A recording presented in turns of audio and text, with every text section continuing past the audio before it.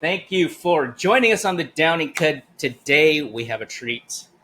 I'm going to have a guest that I've known for a number of years. Colin Joseph Neal is an award winning, versatile filmmaker and producer who began his journey into filmmaking as a high school student in Spokane, Washington.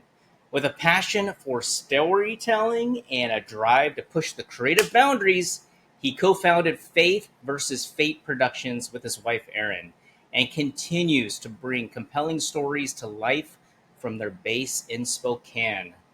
Welcome to the Downing Cut. How are you? Doing great, sir. Thank you very much for having me on your podcast and your internet show. It's going to reach a lot of good people and help them out. So Yeah, happy to be here.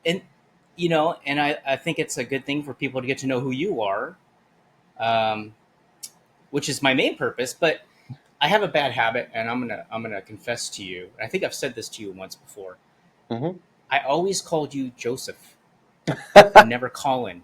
And I, Yeah, I just I almost did it again. And I had to stop myself because I was like, "How are you, Joseph?" And I was like, "Oh, wait a yeah, minute, it's Colin. Yes, yeah, Colin." Because it's that middle. Because it's that bias. I mean, my name's Joseph, so why not? Can't Might as well yeah, call you Joseph.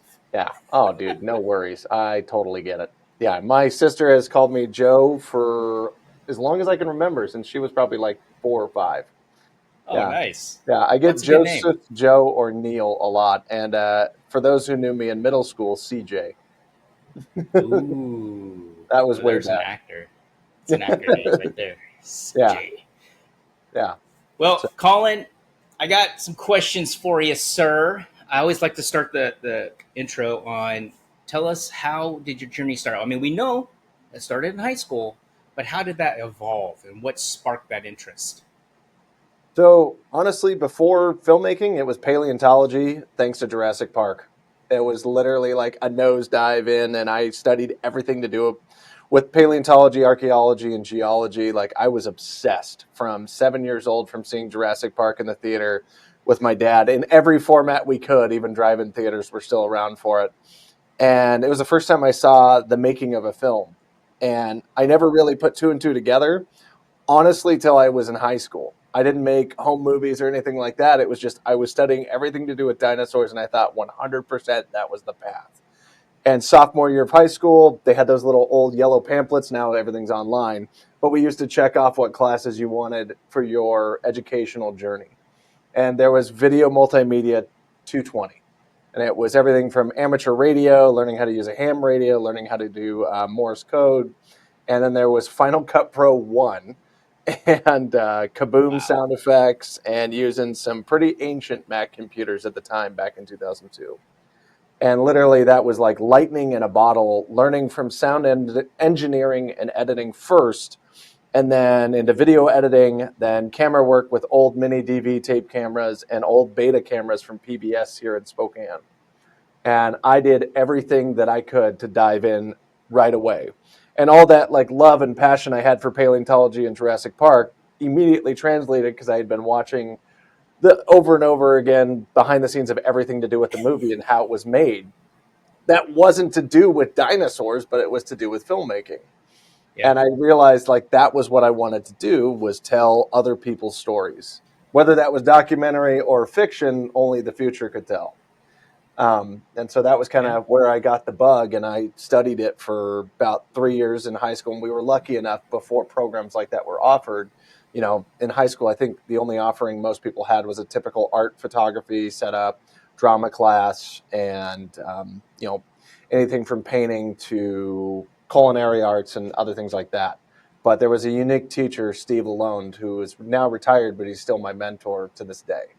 So I'll pick Wow. his brain about anything. And he had a dad that was a jack of all trades in a farm town. And I've actually shot a movie in that farm town since then and found out about that history because he messaged me when I released it, our little Mad Max Wasteland Legends from 2015.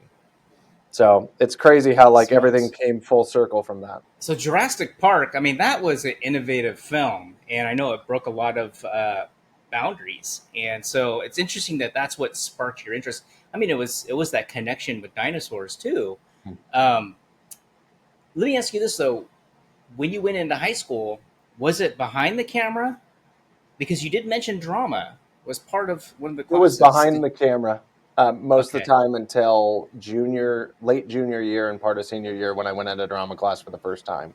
So I'm probably the rare breed that never ever wanted to be a director. I literally went from editing, costuming, set design, and studying everything to do with that.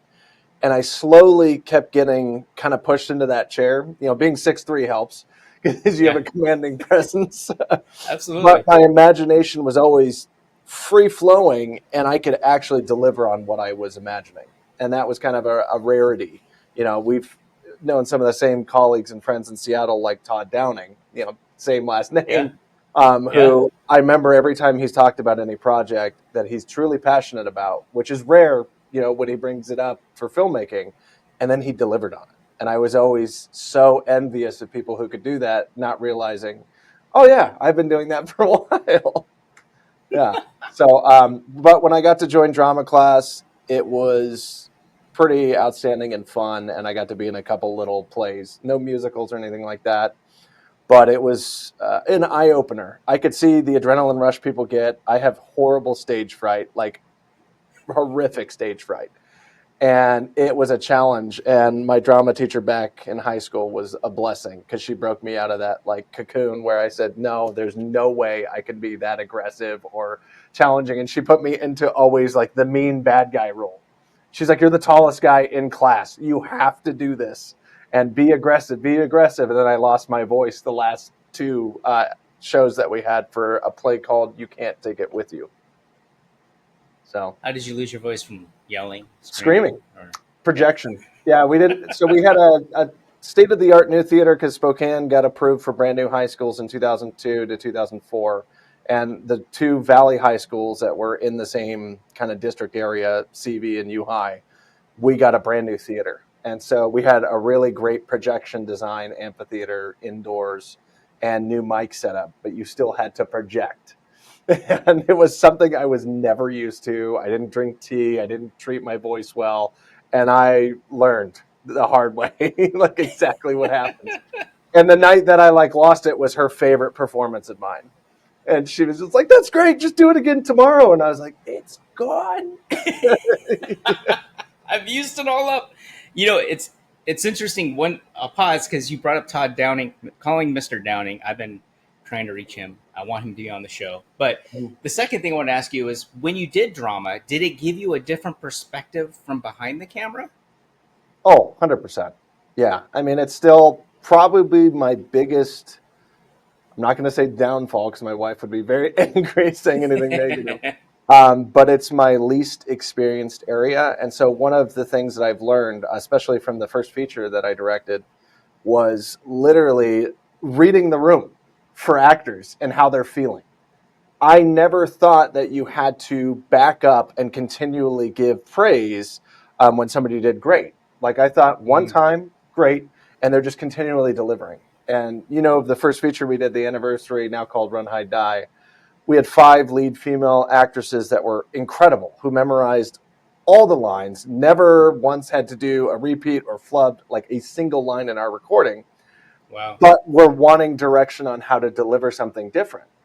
And Keiko Green, she'll probably not hurt me on this story because it's a praise to her. She was delivering so great and just stood out from everybody else. She was the only diversity cast role that we had there too. So a lot of pressure was on her for her character to really stand out at the time. And she just delivered everything I wanted. And so I never gave her any advice this one day. And she completely broke down.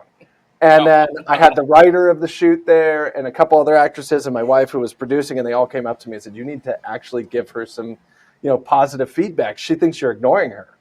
And so doing like the play in high school and a lot more projects where I produced, I was literally picking up cues from directors like Jeff Farrell, who is a horror film director in Seattle, and I went to school with him. And I respect and love his projects and got to work on a few of them. And he grew up in drama. He grew up with acting.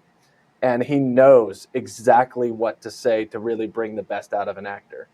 And I loved being a gaffer on his first feature horror film a few months after I directed mine. It was just kind of like serendipitous that we did them right in a row. But that's like I said, like a fault on me to not learn enough. And I wish I would have had more confidence to do drama early and do acting early because it's insanely fun. Like the Yeah. acting, what do you call it? Exercises prior, all the classes that are in Seattle still. I remember my wife was praising one that was in West Seattle forever. And I'm sure you know the name of the teacher. He was from LA. He used to come up once a year. Oh, Um, he did. Yeah, yeah, yeah. I know what you're talking about. yeah, I can't yeah. remember his So name, but with like yeah, Lisa Meisner. Coronado, Wonder Russell, Samara Lerman, everybody praised this guy because he was all about directing the actor and the actor's director.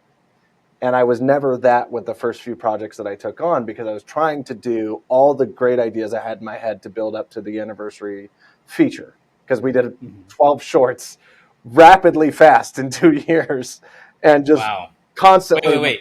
12 shorts in 2 years? Yeah, that was 2011 to 2012. So Holy smokes. yeah, and that all came about because I did a 2-year contract with Microsoft and got an email. Hey, we don't really need you anymore. We know this is pretty stressful with the editing and demand. We're downsizing a little bit. Sorry. And that was like a year into my wife and I being married. We had our company, Faith for Fate Productions. We did one short film, Red, that winter prior, and we raised $5,000 on Kickstarter. And like I had Wow. this bad itch that I wanted to film, but I was Yeah, working 60 to 70 hours a week. There was no way. I had yeah. zero energy to film on the weekend. We didn't have kids. We had a dog at that point, and that was hard enough.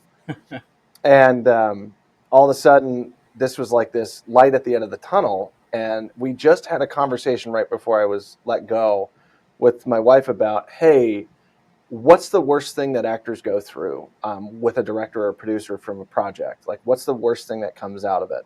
She goes, never getting to see it and never getting to put it on our reel, specifically with short films and commercials. Because Yeah. commercials can get buried too. They get in copyright, they get buried, they get locked away. Sometimes they don't deliver them. And she had like 2 Kroger commercials that never got released, where she was a lead. And Oh I man. remember got paid, got everything, great shoots, and then they got buried. Oh my god. And Kroger had a deal with Fred Meyer. They changed advertising, and so things like that happen. But with like short films, specifically student films or projects you volunteer for, which you worked on a few of my first early ones. I think you actually worked on You Don't Know Me, which was a one-take wonder party. Yes. That was, I think, not the first time I met you, but the first time I actually directed and worked with you guys. And Yeah. that was literally out of just desperate like need to shoot something, not to make money. I never ever looked at it as a money making thing. That's probably to my credit, is I wasn't stressing about the money. I Mhm. said, hey, we shot Red, it cost us $5,000. We rented this ballet studio that had a brick wall because we wanted it for a noir film, and that was heated, and we fed everybody and we shot. But we shot this really unusual schedule, under 10 hours each day, perfectly planned out, hit every shot, got a shot list. Everybody gained credit. They got to see the film. They congratulated us on putting it in a little smaller SIF cinema. But we spent, a good amount of money for Yeah. something that was so short, and it was a good calling card. But I said, I want to do that again. What's the other thing that actors don't get? They said, well, some people will like shoot or practice a scene for those exercises. I said, well, why don't we just do that? Why don't we just shoot 3 scenes for your reel? And it was for her, literally. I was like, yeah, I don't have to direct it. And then I wrote the You Don't Know Me. And I said, this is just a technique I've always wanted to do. Dogma filmmaking, where you just don't cut. You Yeah. literally plan out every shot. And now it's more common in everything from Marvel to Right. action Right. movies. It's awesome. I love seeing one take wonders. They're great. And we planned it and we shot it, I remember, 6 times. And we were done in 3 hours. And we had a 10-hour day planned out. And we opened a cooler with, libations and food and everything else. Paul Einhorn was there. God rest his soul. What a great man. Yeah. And I just remember telling Aaron, I was like, dude, this is what I want to do. Like, if this is this easy, when you plan correctly and people are fed on a weekend and they're having fun and they get a product, wow, I'll volunteer my time. I'll work with our gear. We'll figure it out. And then we did In Those We Trust with Chris and Lindy Busted, the steampunk Western short that same month, where we tried to shoot it once and we had to delay for rain. till I think it was 2 weeks or 1 week later till we had clear skies. And that was the first time we shot with a red at 4.5K because that was new at the time, and now it's not so new. Right. Yeah. And then we shot a movie called She Watched Him. All these shorts are on my wife's YouTube, and I think linked on our Faith First Fate YouTube, which is now converted to mine, Colin Joseph Neal, through most of the stuff I've directed and produced. But we tackled three genres: steampunk western, dramatized thriller, and then a one-take wonder dark dramedy kind of thing with the characters that were going through that weird connection where there was an affair going on. Aaron's character was pregnant with Ernie, Joseph's kid, at their engagement party. And it was just something I said, I see these scenes all the time. This would be a great scene for that. Because I had watched a few kind of improv movies and shows that were like that. So I wanted to learn that technique. But that was 2011, July. And that was literally less than 3 weeks after I was laid off. And then immediately after that, I told Aaron, I said, I have been writing all of these shorts out, from Fifth Clover, our Irish boxing film, to Zinka, a World War II Russian story that I had from college that I'd written down and I'd never shot. I had the script already done. 3 was a pianist who was deaf. Keiko Green starred in that. And then, oh my gosh, there was 5 others. So immediately we had 11 there, and then we did another one we produced in between. But yeah, it was 12 shorts in less than a year. Wow. Yeah. All the while, when we finished the Faith First Fate Productions Festival of Shorts, which was premiered in February of 2012, all 8 of those short films, 8 different directors and productions, where we literally gave them the tools that I'd been doing, because I thought this is probably something everybody knows, and everybody said, no, that's way different. You're doing it, either they would say you're doing it all wrong, or they'd say, this is great. People are volunteering for a day on the weekend. They're having fun. They're getting the credit. They're getting to dive into that field they want to explore. And we're guaranteed a screening at the AMC Theater, which was what cost us a little bit. We get a copy of the movie the day after the screening. And nothing has been done like that since then by us or anybody else. It was just, how do we move into feature, get the traction going for a feature? We weren't ever thinking of the anniversary, by the way, or a horror film. We had a couple other features Aaron had written out, and I had written one out in mind. But it was finally time to start thinking about the cash flow and financing. Because Aaron was working a day job at a law firm downtown, K&L Gates in Seattle. I was still trying to pick up contract editing jobs, because that was still predominantly something I could make money on, like I do today. I still edit. It still pays bills along with directing and producing. So it's a good skill to have, thanks to Jason Bowe. I'll give him a huge shout out for convincing me to keep up on it in 2011, that same year when I met him. He was like, you're not going to let this skill go. I'm going to guide you with it if I'm going to be learning it. Because he said he wanted to work with me, but on more projects after the Festival of Shorts. He said he had a good experience and a great time. So, yeah. But we did all 12, and less than, I think, a week later, after we premiered all that, when I was like exhausted, wanted to pass out, multiple behind the scenes, crazy drama with people wanting us to pull the short films from online. Half the directors wanted to pull them from online and go into festival runs, or just pull it from online indefinitely. They were either not comfortable with it, or something wasn't working to their liking. And I felt bad. I said, well, we did this for a reason, to give to other people. And I think it came down to only one director after that kind of really fought hard, and then they realized, this is the right thing. And we've rekindled relationships, because time heals a lot of things. But I also love learning from these specific people.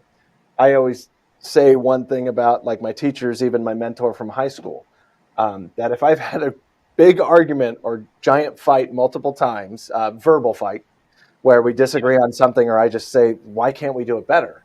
I have a stronger relationship with that person, like a good friend. And even my mentor in high school, I remember him and I went at it a couple times, and all of a sudden he started laughing. And I've had that same experience with a few other people where they're like, what are we arguing about again?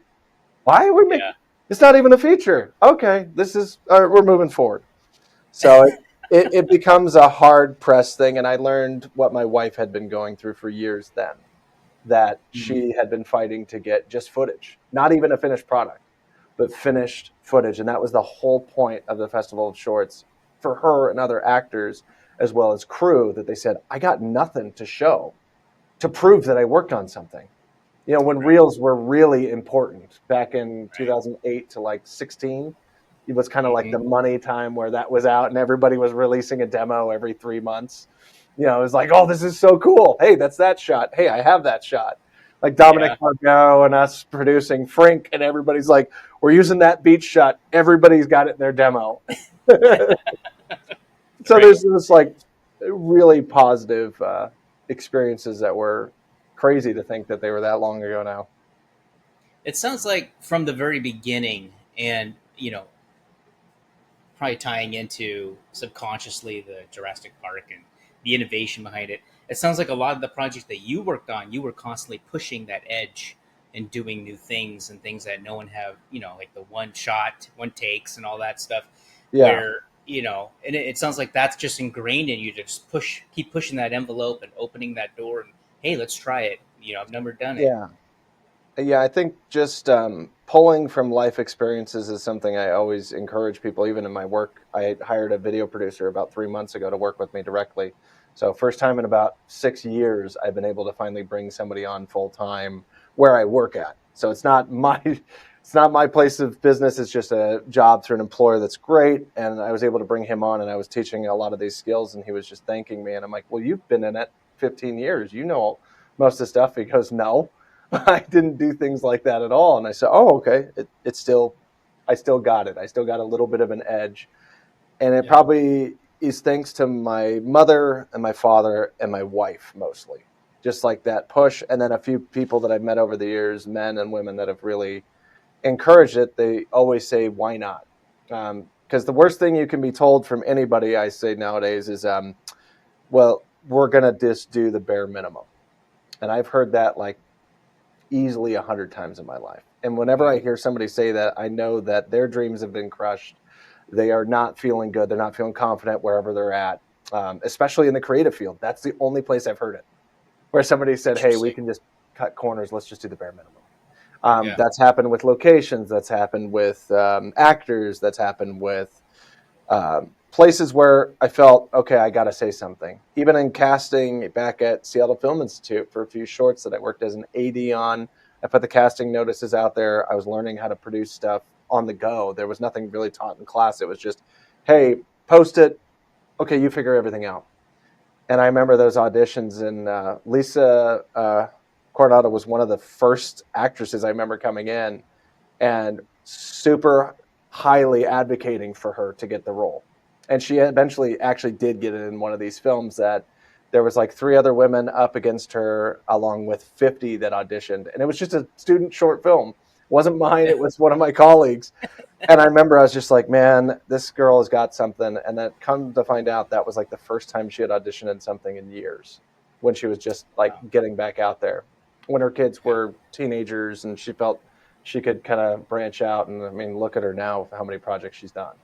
So that's kind of like always worth it to me. Those fights, those arguments, those like pushing back against people, whether they're not sure if they want to give you their mansion or their house, and making sure you're very honest with them, or they're a director who's like, nah, I'm set in my ways.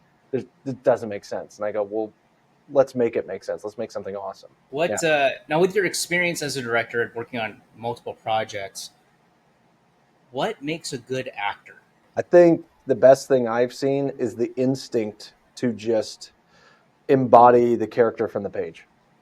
If they're fortunate enough to have enough details. But a perfect example would be Philip D. Clark and Gail Harvey on The Anniversary.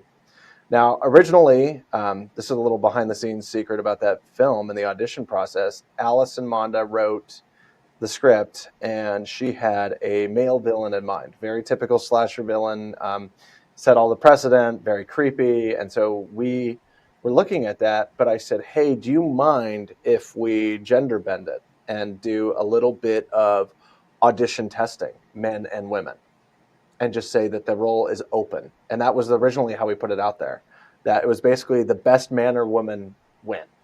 And most women who came into there was very few, and a lot more men came in because they thought, well, they're just putting us up there, so obviously we're not going to get it. And Philip D. Clark is a very, very talented, insanely talented man. And he had a very strong lisp and speech pattern that I was like, gosh, I'm not sure if he's going to be able to break this. You know, some people, that's who they are. That's how they're going to deliver. And he, had this certain posture about him that I was kind of laughing. It was like, it came across really feminine and not in a negative way. I was like, okay, I'm curious. Mhm. I had never seen anybody switch from that to like method. And I was like, okay, let's see what happens. And he goes, you want me to read it? And he's got his hand on his hip and his lisp is coming out. And he's okay, yeah, I got this character. And almost like Jay Leno, he was shaking his chin while, his lisp was coming out. And all of a sudden, his eyes rolled back halfway. And this deep, terrifying voice came out and his hand switched out like he'd had a knife in it. And he just slowly kind of wandered it around, and just the most deep, sadistic, terrifying man came out. And then all of a sudden he's like, scene, was that great? And we're just like, oh my God, whoa. Like I had tears. I was like, oh my God, that's acting. That's crazy. I was losing it. And Allison and Aaron were there and they just said the same thing. We have the recording too. I can give you a clip of it if you'd like to use it. And then we're like, okay, so obviously he's our number one.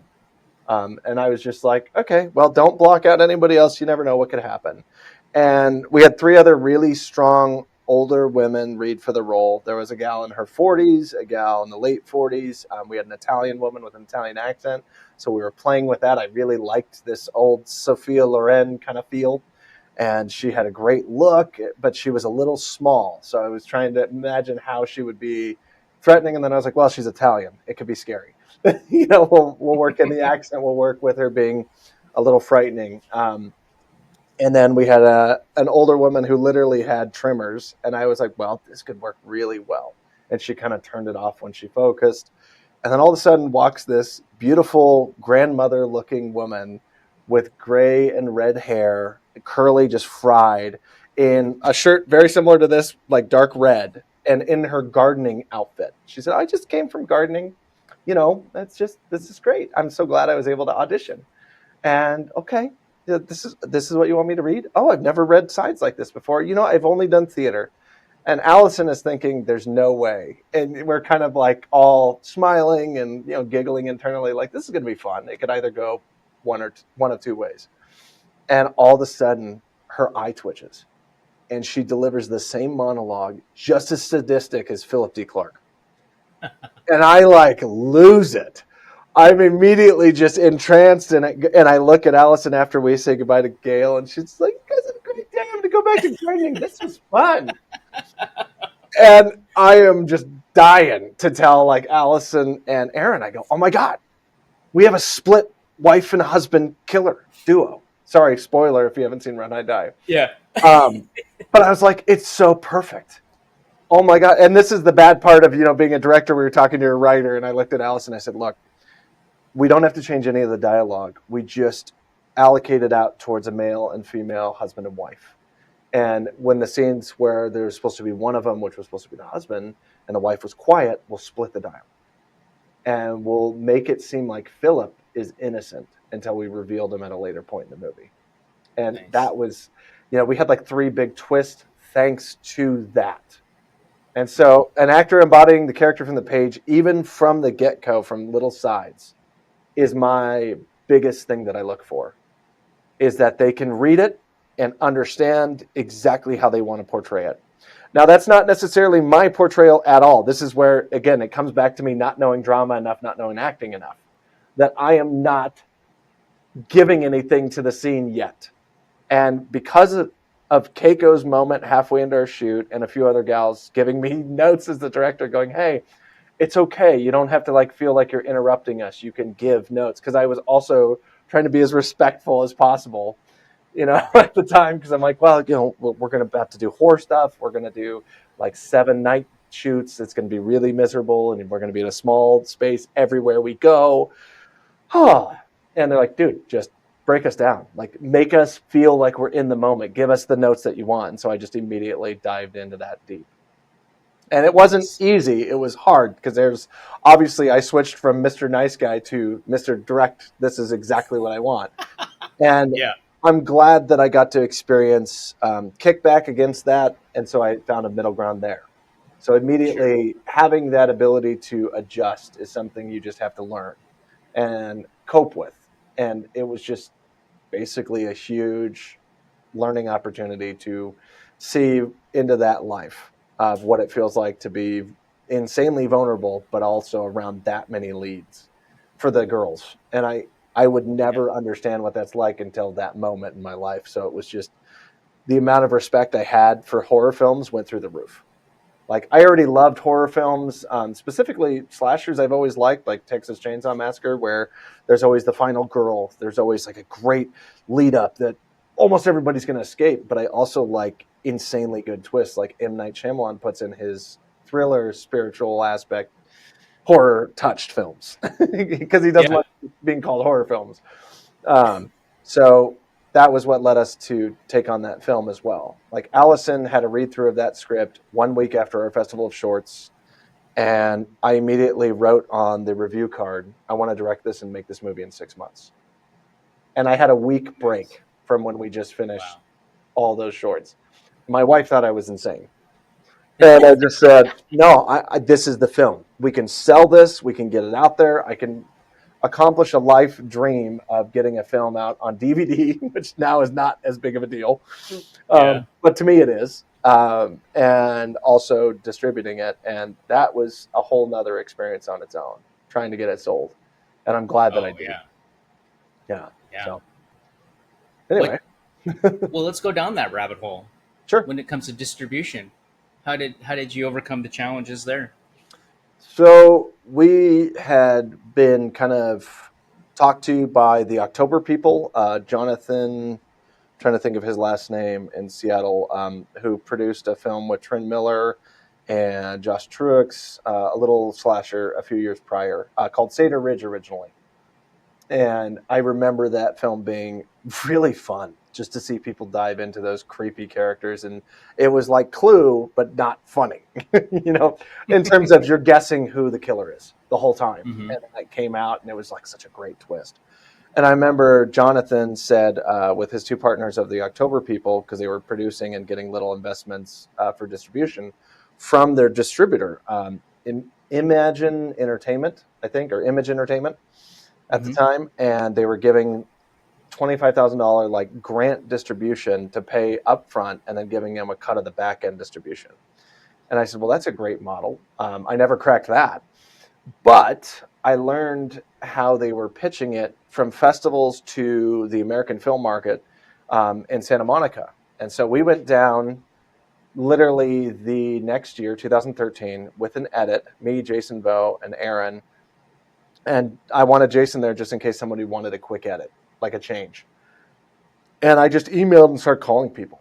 And no kidding, we got like 40 meetings at the American film market, because it's not spam at that point. It's people Oh yeah. want product. And we had the whole stack of contracts. We had everything signed. We had the royalties on all the single songs for the bands. We can talk about that in a minute. That whole process was insane as well. So when we went to pitch, everybody said, wait, you have a soundtrack where all the royalties are written off? I said, yes, because it's one song a piece per band. And half of these bands aren't in existence anymore. So I had to get the royalties for those that didn't go to LP, EP distributed status. And they're Wow. like, you know how to do that? And I was like, it took some learning, but it really wasn't that hard once I worked with these people who wanted their song to last forever. And it has. It's in a movie, because we had Yeah. in the anniversary 14 minutes of drive time. And I said, that's a lot of dead air to fill with score. I don't want to do that. Even as much as I love my composer, Matthew Menovic, I'm not going to do that to him.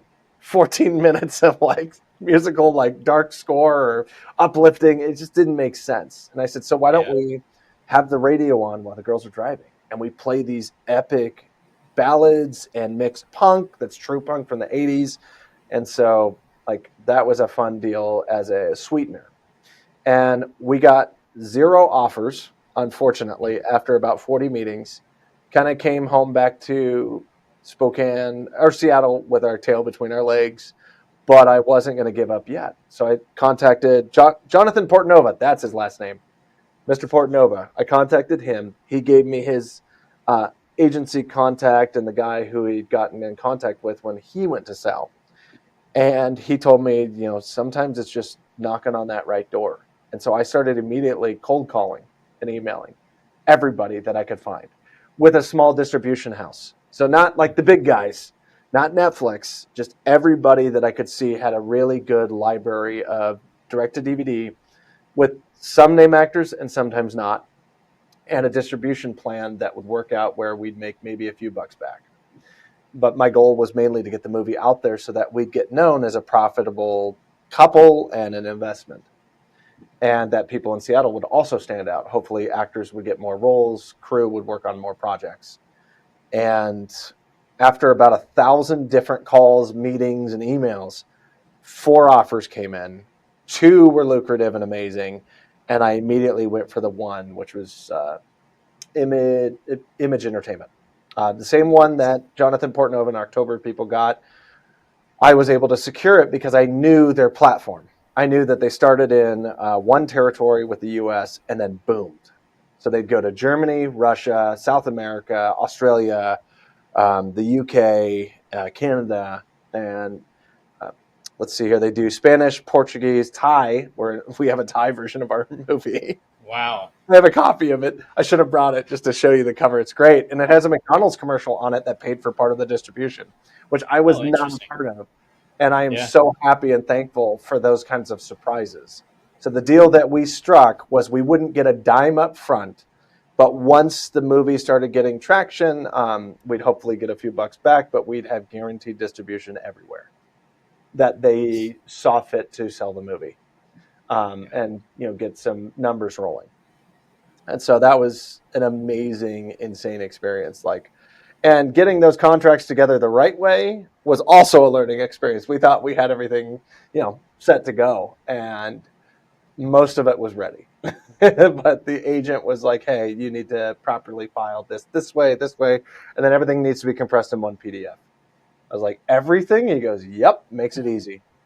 And the only thing that happened, so we originally pitched an hour 43 original cut, the theatrical cut that we had showed for screening in 2013 in Seattle that July, a year after we started filming.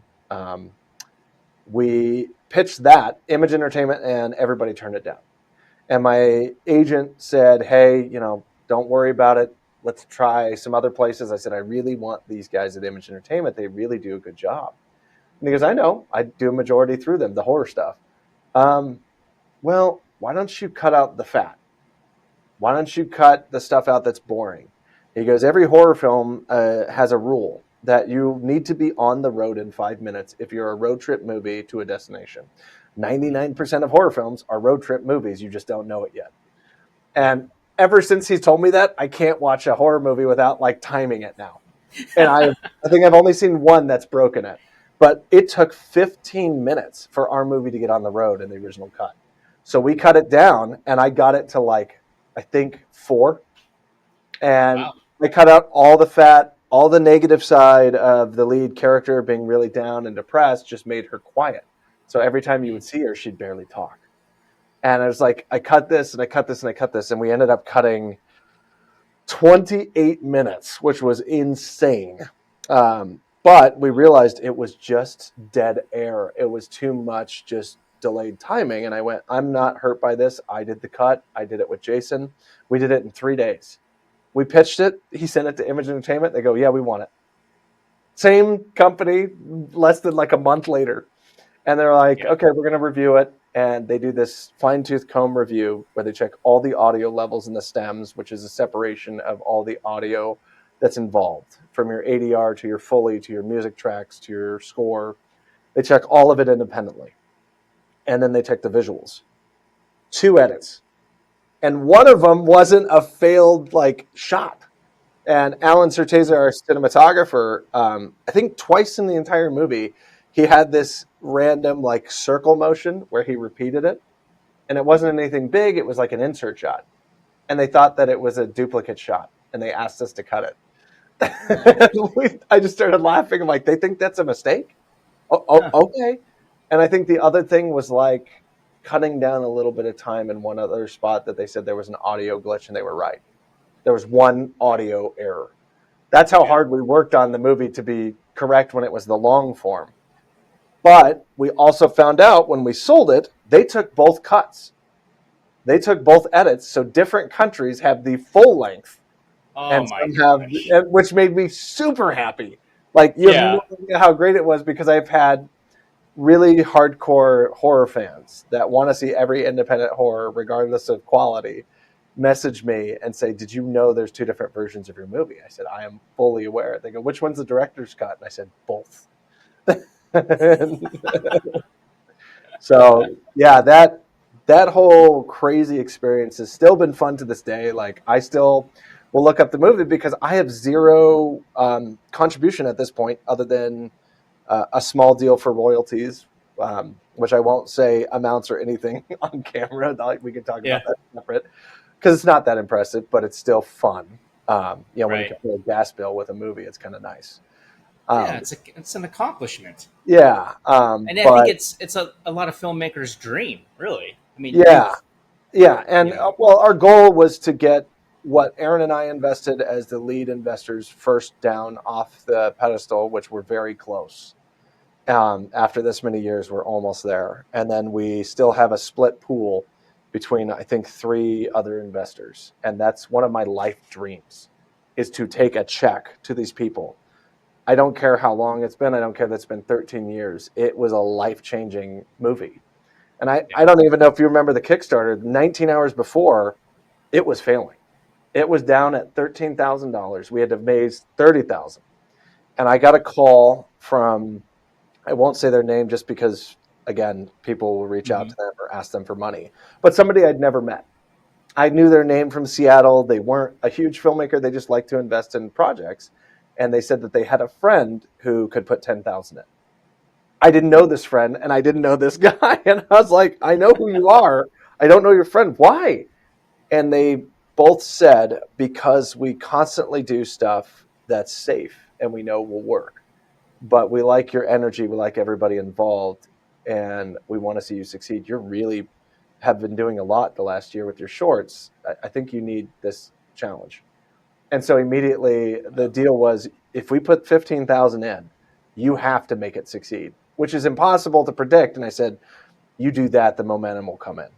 So they put 15,000 in. Allison, who had wrote the script and worked on it for 3 years, I felt so bad because she felt all this pressure of 6 months work just gone. And so she Oh. went on a really great kind of like hike to kind of clear her head. And I told her she should. You should do that, absolutely. Get out of town, take a breather. Aaron and I got it right now. Take a moment. We have a few other people, that have worked hard for us, and it might not be for anything, but we're going to keep going. And all of a sudden, like, I think we had, man, 6 hours left or something, and there was like 5,000, 10,000, Wow. 3,000, and then we're like, I think a few shy of 30,000. And so I put 5,000 down for my credit card to immediately, I was like, "No, we're going to make this succeed." We had somebody Yeah. pull 100 out, which terrified Aaron. She's like, "Oh my God, it's not going to make it." I go, "It's going to make it." And then somebody dropped 1,500. And thankfully we Wow. got over 30,000, and then learned the hard thing about Amazon that had a 3% deal. So we got Hmm. taxed immediately on the fundraising money. And that was rough. Wow. Like, that was Yeah. not a planned deal. And I had put 5,000 in for my credit card. I didn't plan on using for the fundraising part yet. I'd planned on using it where we got to location. But Sure.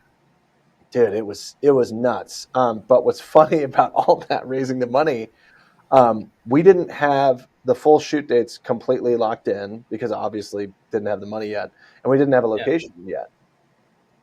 And so learning my location skills with the shorts that I'd done came from growing up with real estate parents. My dad is a bank loan officer for commercial real estate, but he used to build spec homes when he was in college.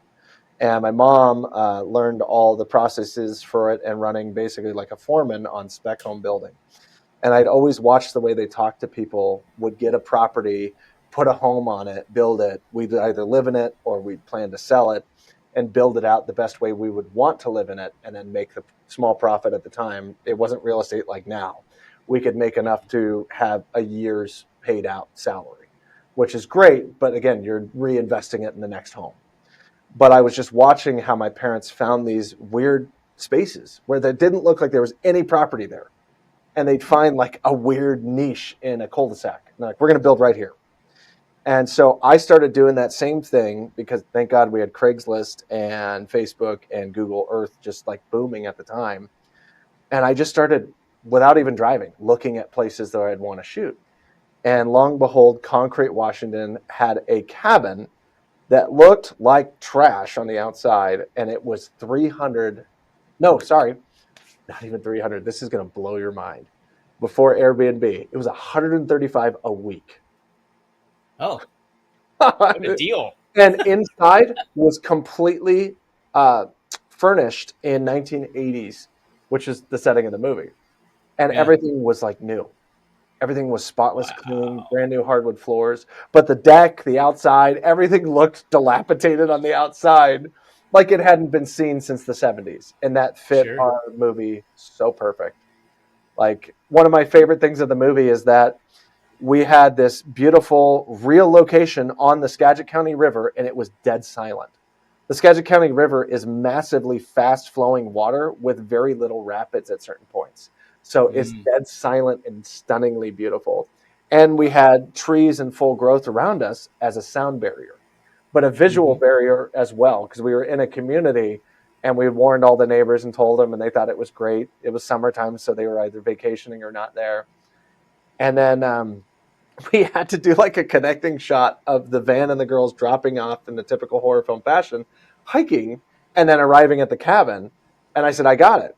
There's a hiking trailhead that leads to some kind of famous tree over here. So we filmed the girls walking. They get to this giant tree and they go around it.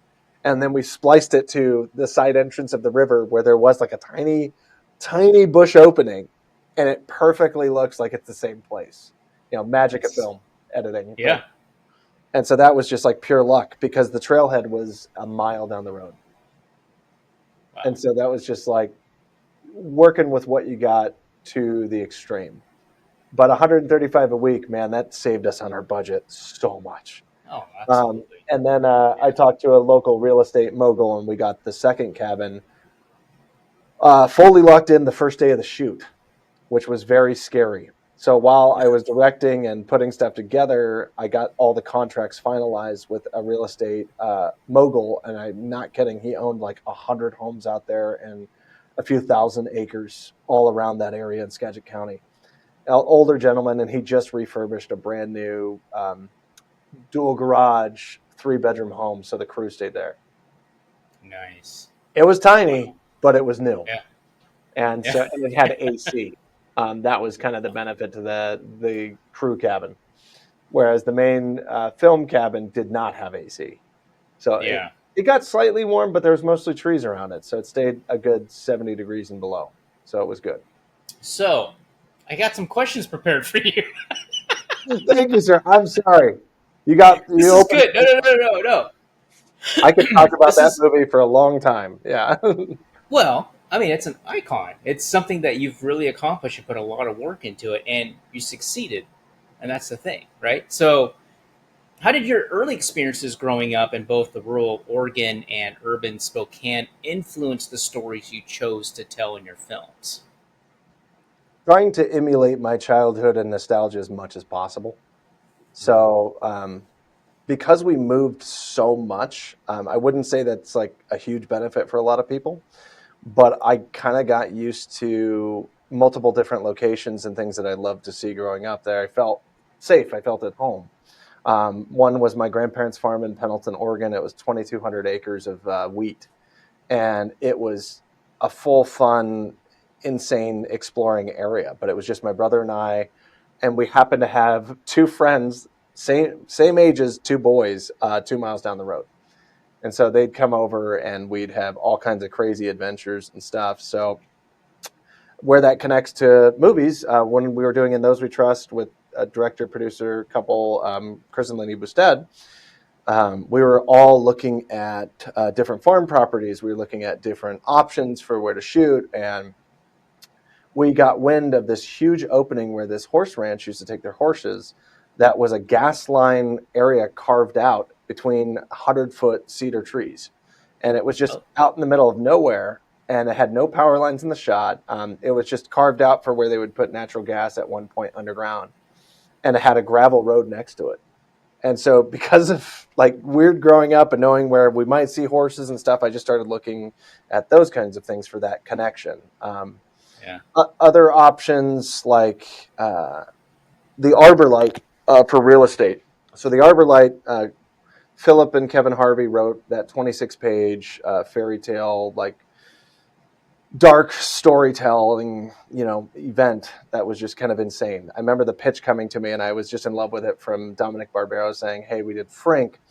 Do you think you could direct or produce a film for twin brothers that do fairy tale movies?" And I was like, "Yeah, that's the easiest pitch I've ever heard. You got me." Totally. Twin brothers. That sounds great. And they wanted to redo an entire apartment for the interior of the house that they had access to repaint and stuff. And that was going to cost quite a bit of money. And then they wanted to travel to Lopez Island to film in a barn, but not the inside of the barn, the exterior as this fairy tale cottage. And because that was doable and that's who they knew. And I totally get that. Use the resources that you have. But if you've got time, one of my deals I used to do for people was give me 2 weeks. And if I don't deliver on the free side, which is always bad to say, but I said, if I don't deliver, then you can go with somebody else. And I said, but give me 2 weeks. And like to the T at 2 weeks, I found the Snow White fairy tale cottage that was built over 30 years. It was in Olathe, Washington. The interior was authentic. The exterior was authentic. The 5-acre property was littered with brass statues of Peter Pan and little fairy tale creatures, huge carved out cedar trunks that looked like towers. Everything from a fairy tale wondrous like world. But I remember that day I learned about it. I was excited. And Kevin and Philip were both furious. Like, what? Where's our location, man? Like, we lost the Lopez Island thing. We're not sure if we can do this. We haven't raised the money yet. Like, fully on Kickstarter. I said, okay, you done? Because I got something that I don't think any of us could have imagined. And then we went out there together and we took pictures and took some Kickstarter video. And everybody was like in disbelief. I was still in disbelief when I saw it the first time. But because of my parents with real estate and like finding these impossible places, Aaron and our firstborn daughter, Ondine, and I went out to find it. And all the internet said was it's in Olathe, Washington, outside Tacoma.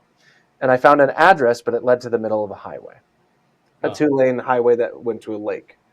And we couldn't find it. And I was like, I know it's around here. But that was an hour and a half each way. And so we drove back. We didn't have a ton of money at the time, too. We were just starving artists investing, even as producers.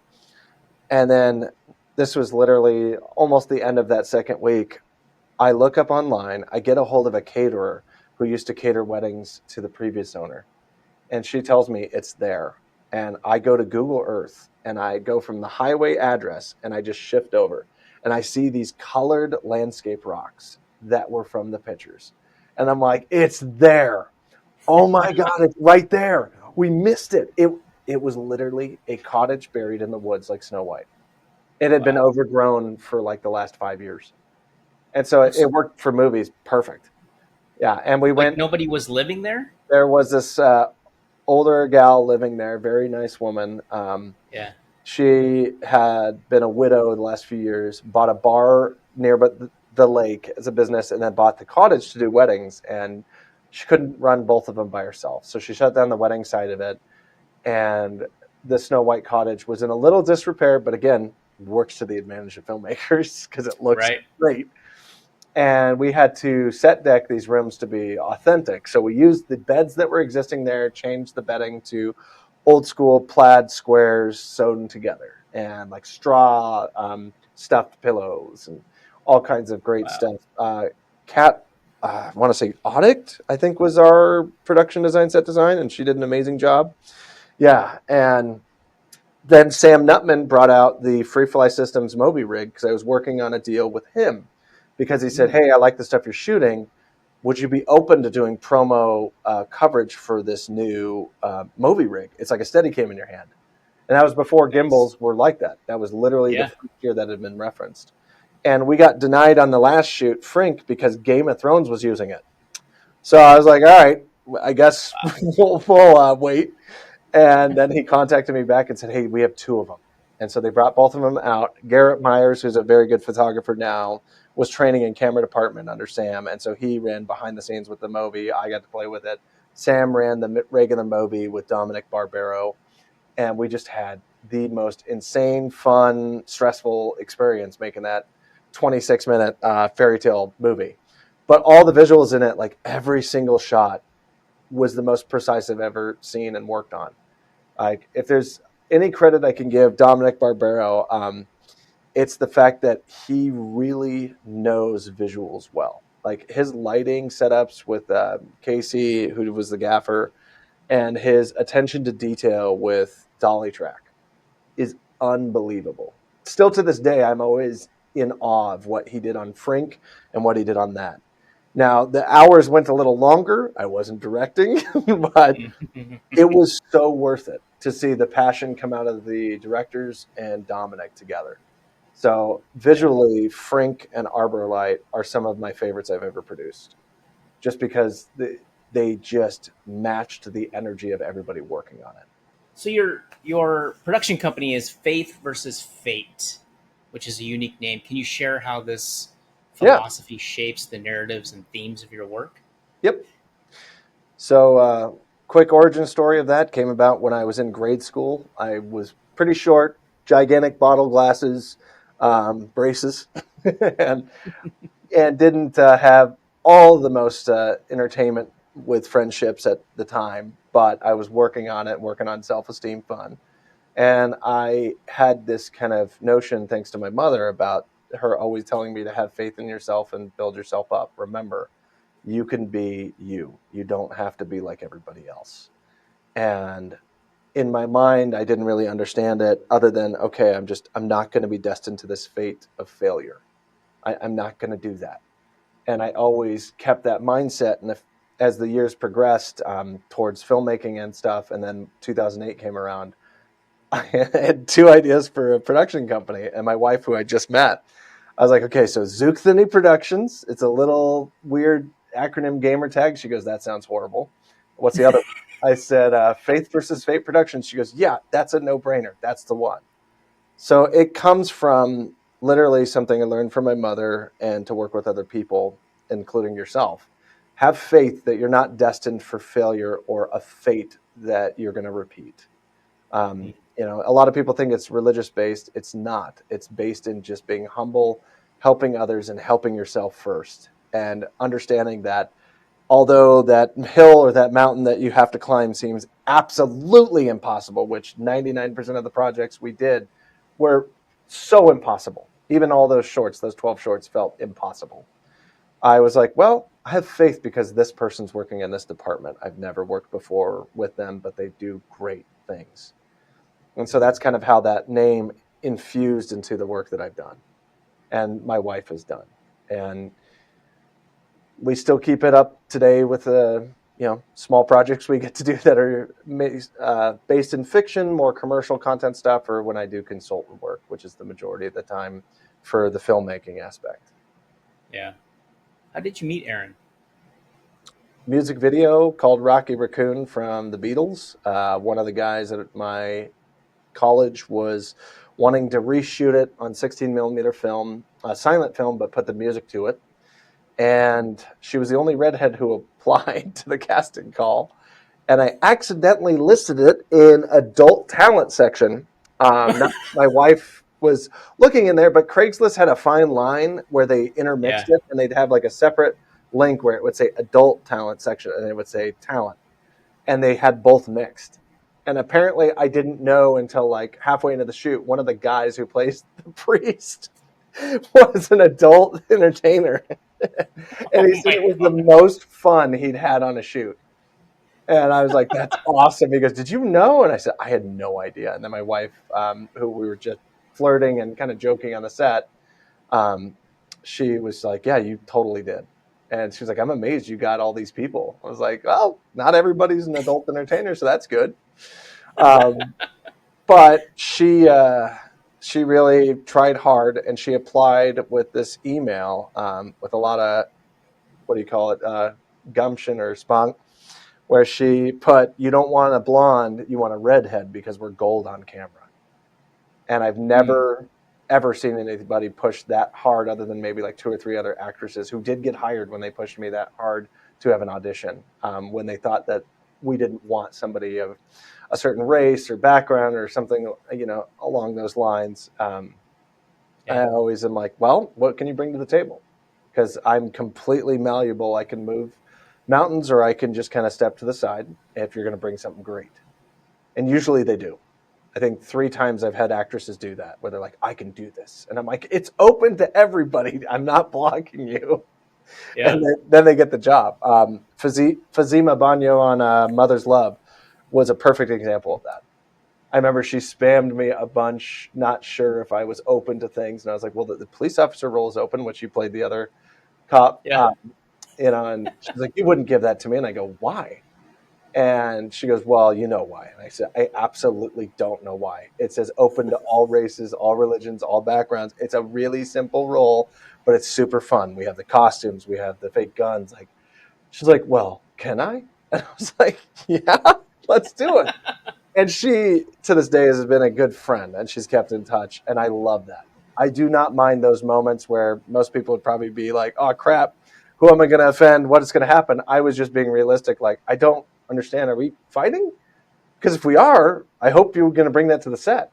And it confuses people because they're ready, like fists up to go. And I'm like, I'm ready to bring you on. Bring that Yeah. energy. Bring it in here. I want that. And she did. Yeah. I remember she was adorable the first take we did when she was on the bridge with you and we were going down. And she said it like the kindest way, we need backup, blah, blah, blah. I was like, Fazima, you got to scream it. And she did it quiet like 2 or 3 more times, then finally just like plowed it out there. And I was like, perfect. Awesome. Yeah. She had so much fun. So, You have such a yeah. good memory. I mean, some of this stuff I'm thinking back. Oh yeah, yeah, okay. Well, you're reminding me of it. That's probably my gift, is never meeting a stranger, because I don't really forget people that bring me joy, or I get as my niece said at her wedding a week ago, core memory unlocked.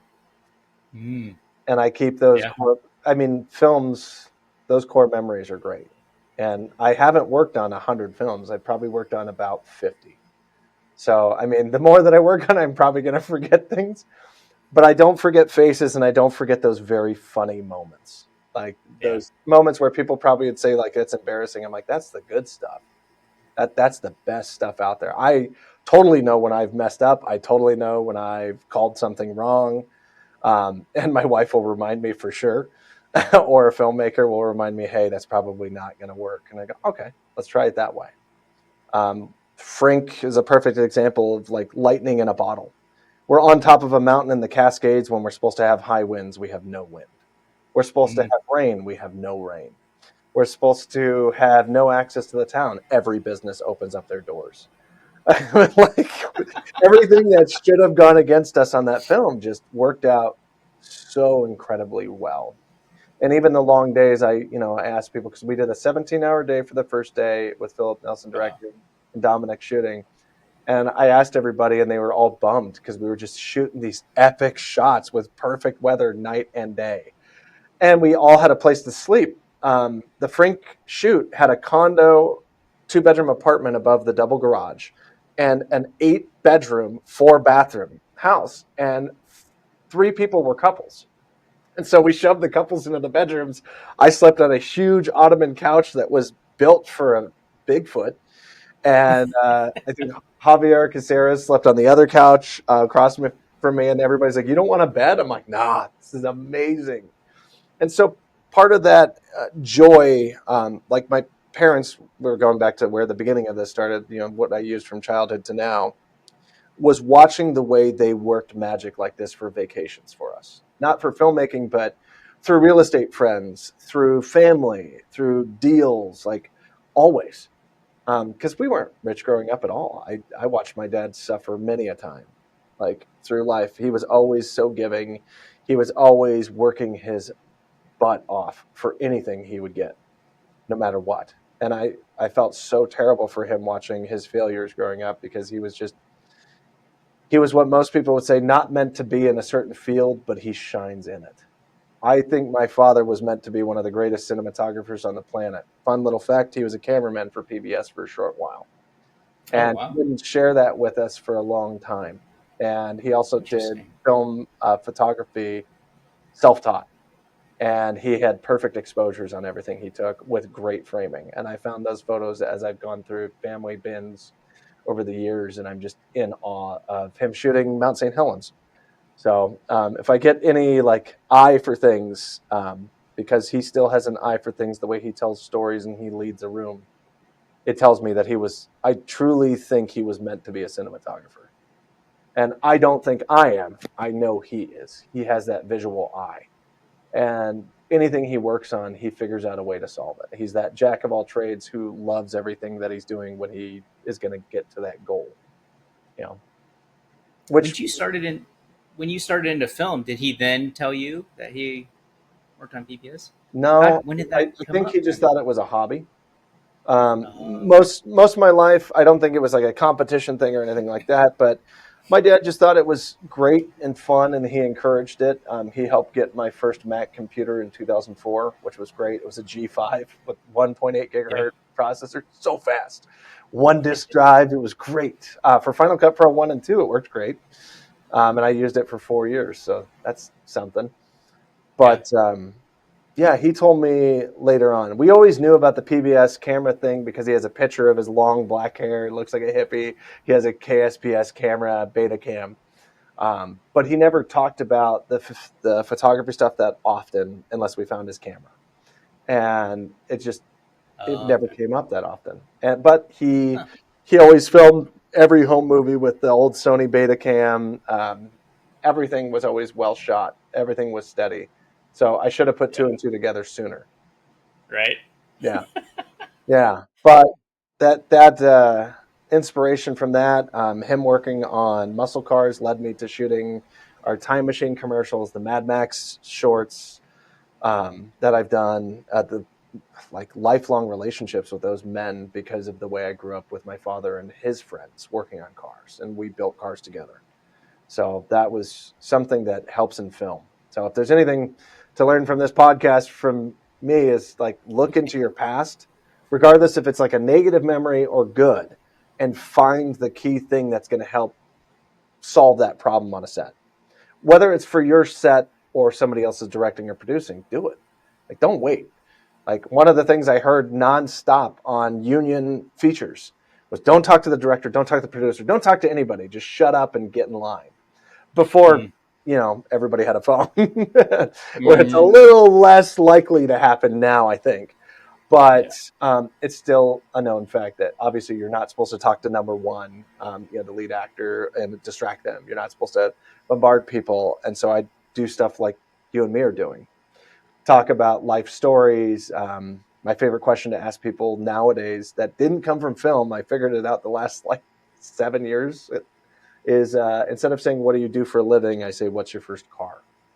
And it leads to the best storytelling, the best backstories. Two older gentlemen at a financial fundraising event my wife was doing when she worked at a foundation here in Spokane worked at Area 51. Oh, And wow. so that was awesome. I was Yeah. dissecting their brain for everything I could get out of it, starting with their cars. Yeah.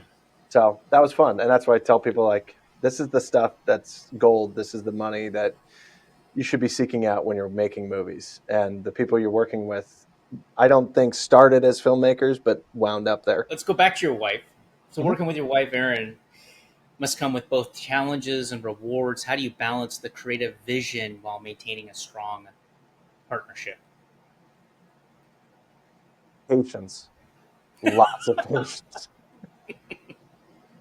Realizing that they're not the enemy is a key goal, because I would be lying if I said we got along with everything. There's no way. There was always going to be massive doubts in each other and frustrations and challenges.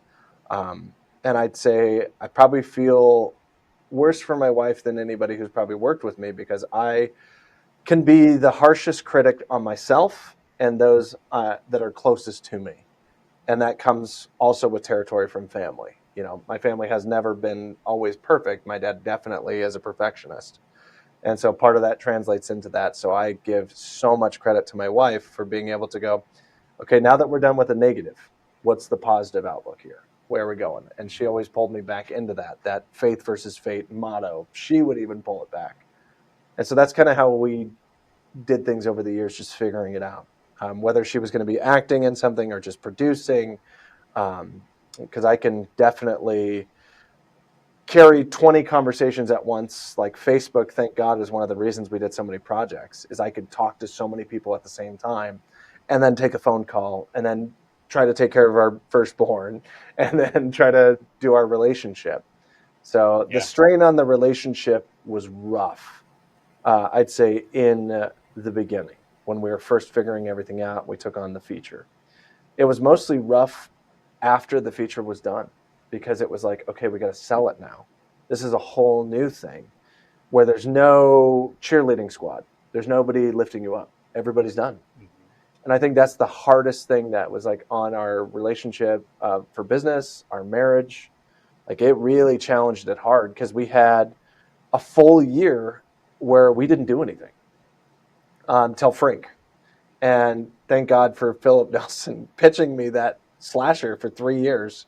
And the third version of the script was Frink. It was what you saw on screen. It was 11 pages at that point, and it had one curse word in it.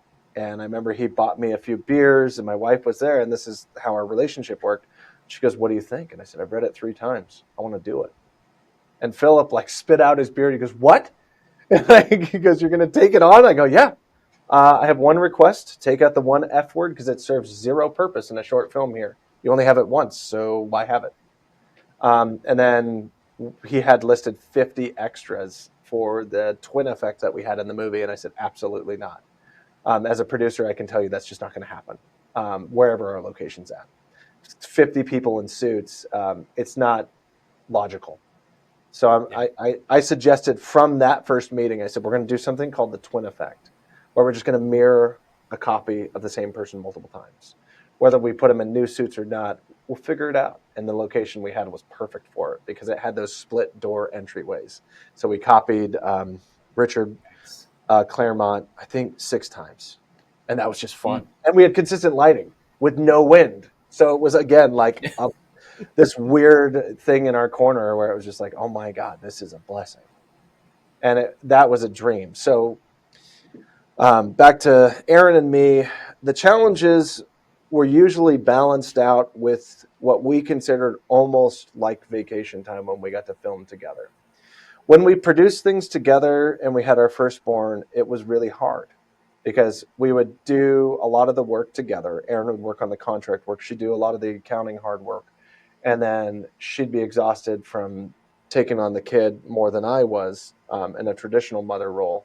And I'd say, well, do you want to go to set? And she goes, absolutely not. I'm burnt out. I just want to sleep. Why don't you go? And so I'd get to benefit of all the joy, because you know how it is. Like, you do all the heavy lifting, all that stress, and it's just for those few takes. And you're just in love with everybody and everything at the moment. Even if somebody's making you angry, you still love that moment. You love them. You're like, I'm going to get this. We're going to do this. Versus like we did Mother's Love together, and that turned out so well for her to be in the lead. She helped write it. When we rewrote it, it was another script from Philip based on an experience he went through as a child. So that was extreme. But I saw the joy in her face. Whether she was acting or behind camera, she was just in love with the moment.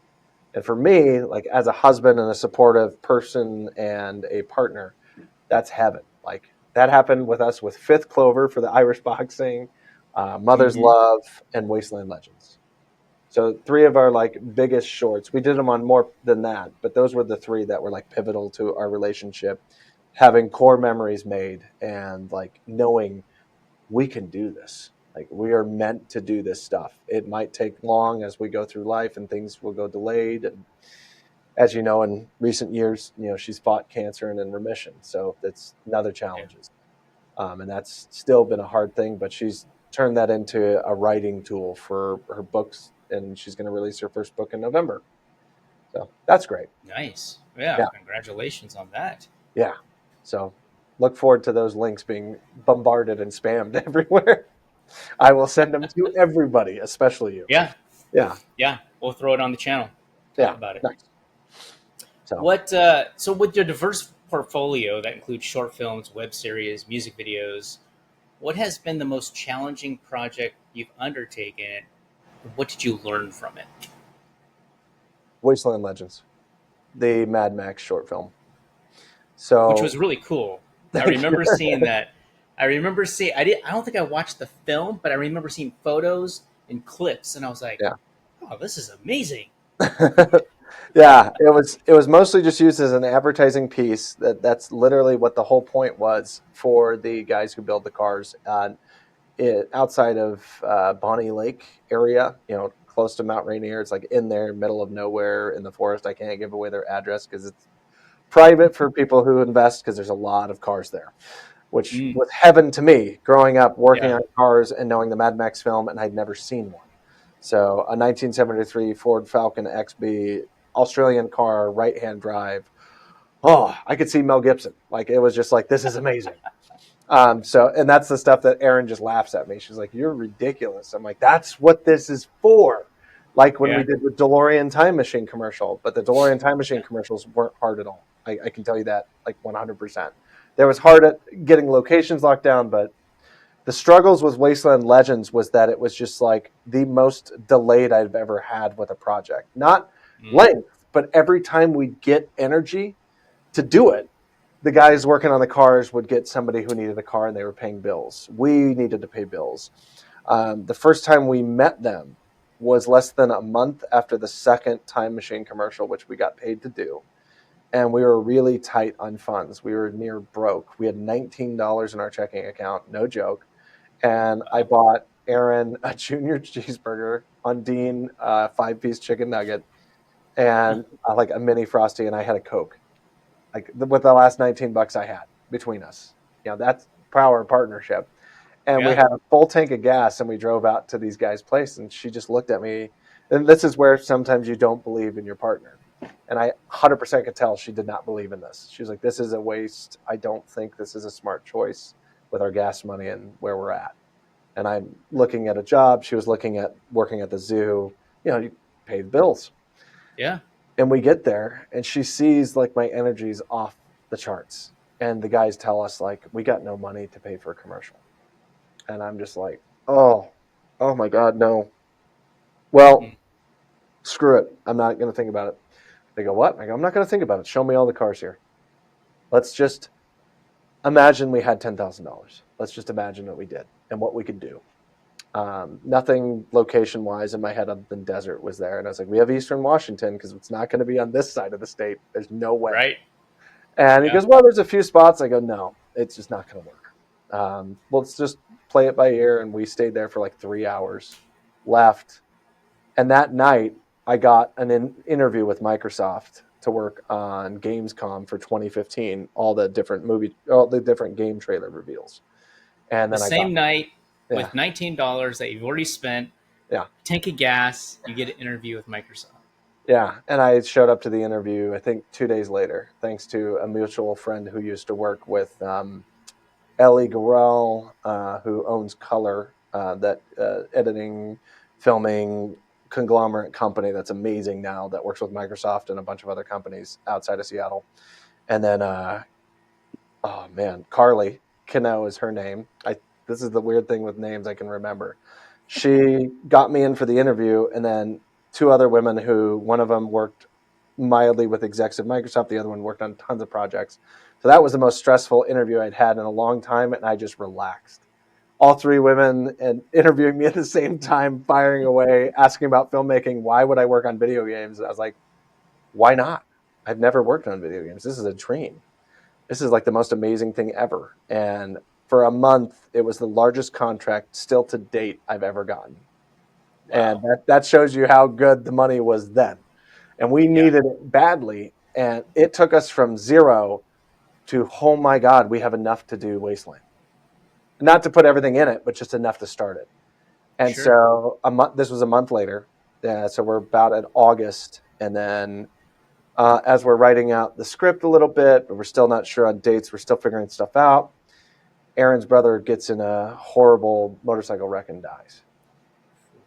And that was just like the most insane thing, because all of a sudden we were blessed with this job, this money. Aaron got a job at the zoo, so we had her check coming in, and it was just perfect amount to survive.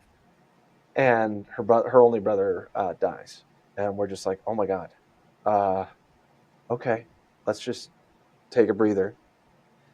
And for a couple of weeks there, it was just kind of dead silent in the house. Thank God we had Undine, our oldest daughter, to bring our spirits up, and our dog Ellie. But you would have thought that shut Aaron off, or myself, but immediately there was this weird spark in Aaron. And she was working with me on Mother's Love, Philip's next movie, and Philip hands us $3,500 to shoot it that he had raised from Indiegogo. And then I put in $1,500 from my part of my paycheck. And we got about $5,000 together, and we pulled together a deal with Sam Nutman for the camera gear. Then we pulled together a deal for the insurance. Then I found a farm that was about to go for sale because of real estate that I found online before they launched it through somebody. Somehow I just found this connection, and they said if I emptied the house, they'd let me have it. So I slept in this farmhouse with Tyler Arns for 3 days while we Tyler rearranged. Arns. Yeah, so we rearranged that house. I think you had lunch with us there in that catering room setup. We rearranged that whole place, took stuff to the dump, like everything, and we got that house, I think, for free. Wow. Yeah, other than the insurance, which cost me money. The one-time insurance sucked. That was expensive. That was brutal. But we had that kick butt Camaro, Aaron's turquoise pantsuit, like all authentic, like late 80s, early 90s stuff. The decorations in the room were part of my like toys that I had, along with Johnny Helgren, who's like an insanely freaking talented production designer. I was like, go ET on the room. And he's like, dude, everything's here. I found the train set, I found the TV. And so all this childhood like joy, even though that the dark content of that story, it was by far the most happy I'd ever been on a film set. And that's crazy. Like Wasteland Legends was the hardest I'd ever worked for something. But the most joy I'd ever felt, believe it or not, was on that domestic violence based on a true story short film. Because I remember everybody sharing their like shared horrific trauma from childhood. Half the women had had really horrible experiences in it. Part of the men did too. They thought I did, and that's why I was doing it. And I felt so bad. I was like, I'm sorry that I can't connect with you on that. And they're like, it doesn't matter. This is just amazing that you're doing it. It's so dark. And we just had such a good time. But again, using childhood like experiences with housing and real estate to hone in on these places. And this is leading up to Wasteland Legends. So we do Mother's Love. Erin is still feeling pretty down about her brother's death. And I tell her, hey, I got this insane location from a YouTube video. It shows a waterfall with a road leading up to it. That's where I want to shoot Wasteland. She goes, what the hell are you talking about? And I said, I'm not kidding. It's an old farm dirt road. It's a cattle road. I know these roads. Like it's flat. There's no basalt rock, so it won't beat up the tires. It won't beat up the undercarriage of the cars. We can do this. And like the first thing I get from that call to like 3 people with this company is like, oh, hell no. No, you're not coming near the cattle ranch property. No.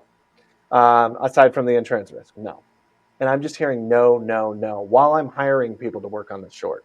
And I'm telling everybody, this is my number 1 location. I have 3 others as backups, but I'm shooting here. I don't want to go anywhere else. And so I fought for a month. Nice guy, positive, very honest, no lies, upfront about every person that would be there, insurance waivers that would be signed, insurance for any medical emergencies, what cars we'd be bringing on the property. and we get an approval to shoot late November from Mm. the farm ranch owner going, yeah, good luck shooting in November where it snows always. And 3 days before the shoot, the power to the town went out that we were staying in. Like we were planning to get there, and the day we drive in, the power comes on. Freezing air with zero wind comes in, and it's 19 degrees outside in sunlight. And there's absolutely no wind, but full sunlight. So we're getting sunburned in winter. And we have 2 days to shoot with 5 to 6 hours consistent sunlight. And the first day, we spend 3 hours in the launch sequence to build up to them driving. And I'm like, it's the one time I was like losing it as a director. Sam Nutman was DP, and he brought all of the amazing gear, but he had to shoot these promo ads while we were trying to shoot the movie in freezing cold weather. So everybody's jumping, rubbing like heat packs.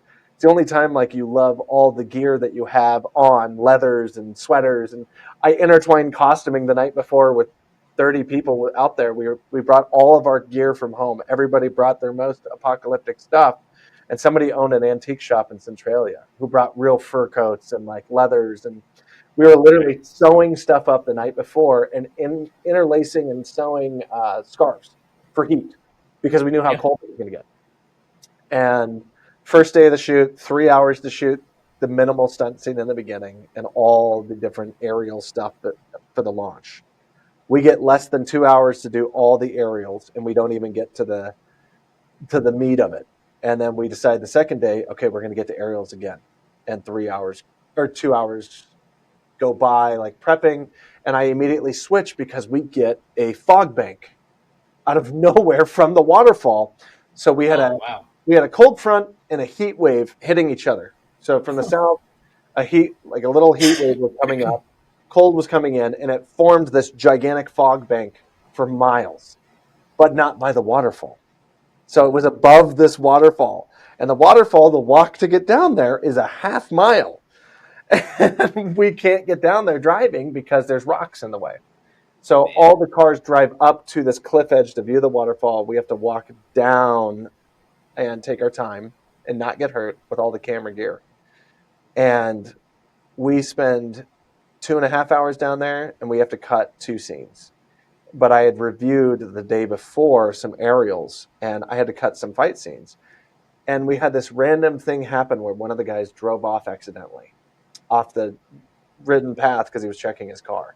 And like they got Mm. out, they looked kind of crazy. He was freaking out. He thought something was wrong with his car, bad. And I was like, okay, we're going to do a visual effect where we blow up the engine and it's going to veer off. And we happened to get a shot of Jessie Lazarette, the lead female actress who played basically our young Furiosa. And she had a grin on her face. And I was like, perfect. We're going to combine those two shots. And like in my head, I just did that. And we ended up doing that in the final cut. Like everybody's like, when did that happen? And we had Max Jordan do the visual effects, and it was so seamless Nice. and perfect because it was so quick. And yeah, but everything was against us on that shoot. Along with the Blackmagic 4K camera we were using, the sensor was bad, and it didn't perform well under the cold weather, nor did it perform well in the low light or strong light. So it threw pixel lines across the footage. So I had to force in certain filters that I never wanted to do. That was a very sad process, like in post, but we worked with it. We made it kind of feel like it was grungy and very much like Death Proof or Planet Terror from Quentin Tarantino and Robert Rodriguez. I went, we're just going to do a pass. We're just going to say, we're thankful we got everything else perfectly shot. It's great. It goes to gritty when it goes to night, like as the weather did change on us rapidly. And Yeah. the only thing that most people don't know about is the hardest thing I worked for wasn't the waterfall. It was a copyright for a Oh, comic book. And I'll send you the full film, but there's a movie that's an independent film from French Canadian directors called Turbo Kid. And it's a post apocalyptic movie with people riding BMX bikes like Mad Max with guns. And it's awesome. It's such a good movie. And I've been a fan of the movie and the filmmakers forever. And I reached out to them to use a digital copy of the comic when the car blew up. And so in post editing, we put 3 frames of it, fully contractually approved for no money, to feature their comic book in our world. And it was just like this little nod to them and how much I loved their world and their work. And so I Yeah. sent it to them when it was done, and they loved it. So Nice. that was a small thing that most people never notice, because it's like, I think, less than 3 seconds on the screen, and it's so quick that most people don't notice it. But it's full screen. It hits the screen and it burns. Nice. So We got to put that in. We'll put that in the edit. nice. Colin, what kind of advice would you give someone? I think, the common theme that I've seen through this conversation is really faith. I mean, faith has a huge part of the things that you've accomplished, the things you've been through, the struggles, the rewards. I mean, this is that thread that just goes through. I mean, Aaron getting cancer, coming healthy again, fighting it. Uh, what kind of advice would you give to people who are just entering into this domain, this film industry, as an actor, director, producer, writer? Brush up on your people skills, and don't be afraid to interrupt a conversation or talk to somebody from a confident standpoint. So don't just, bump into somebody and throw them off, but make sure you're ready with something to bring to the table. A question to start it out. So for me, my little trick question is, what's your first car? Because it works for me 99% of the time, with filmmakers or not. And it leads to some of the best conversations that lead to creativity, that lead to joy, and people give out their true self. And if you already have that ability, oh my God, you need to be producing. You need to be jumping out there. The other piece of advice is, I'd say probably the opposite of a lot of filmmakers. Don't just jump into filming anything and say, well, just film something and you'll figure it out. I don't think that works for everybody. It works for some. For me, I need motivation through others' joy. That's literally what brings my creativity to life. I have to have it. Just like I had to go to school. A lot of people don't need to go to school, don't need to spend the money. I had to. I needed that interaction with other people to not feel afraid, to feel like I meant something and I had something to bring to the table. So figure out if that's you or not. If you need that motivation from others, great. Make sure to hone in your craft, and do not settle for just the bare minimum, ever. Like, I cannot emphasize this enough.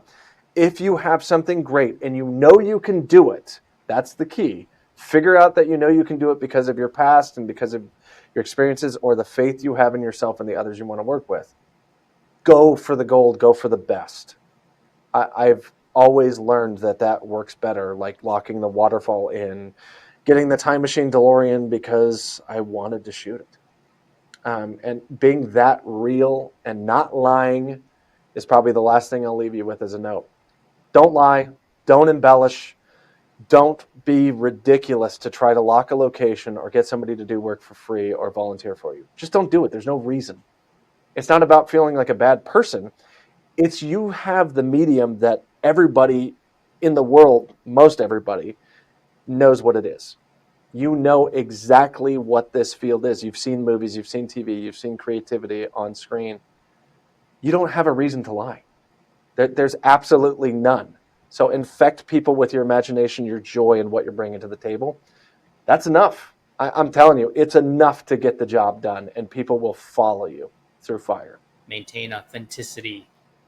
What is next for you? Anything that you're working on now or in the near future? I've got one a year from now, and then I'm about to shoot a commercial in a way that I've always wanted to, for a school.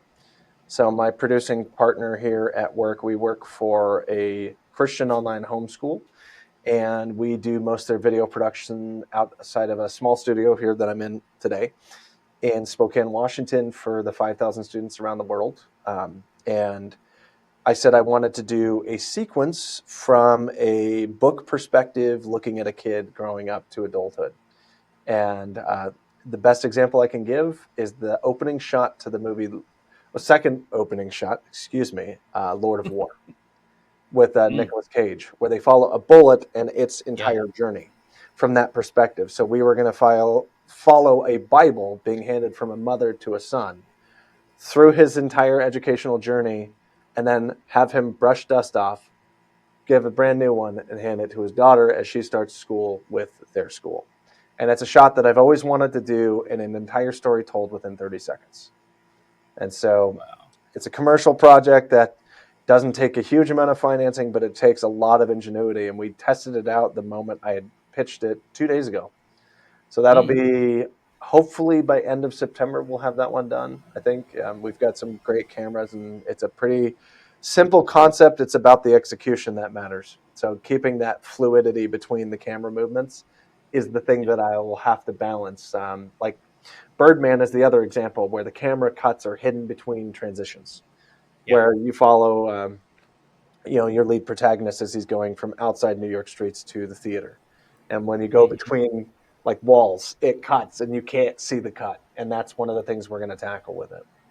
Nice. And outside of that, a year from now, believe it or not, the Mad Max guys want me to direct a project at Wasteland Weekend next September. Not this September, but a year from now, when they have two new cars built that match the Furiosa look, but also giving provenance and like a homage to the original Road Warrior movie, which is most people's favorite, that are more the boomer age, I would say, probably like 40 years old, us millennials, to like 75, 80.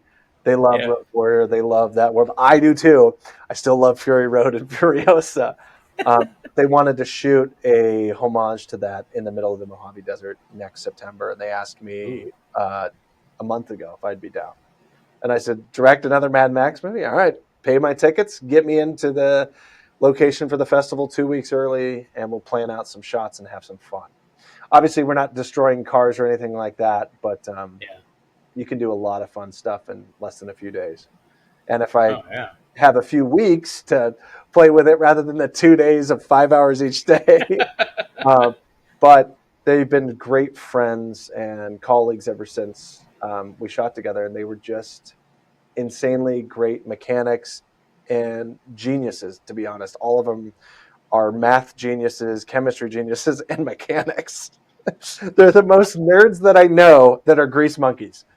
It's just crazy, and I love them to death. So I'm happy to do something else with them. What is your favorite tech for film production? Probably the Teradek follow focus system. So for wireless follow focus, because Okay. it saves lives. It is such an amazing tool, and I came to literally praise it when we did the anniversary.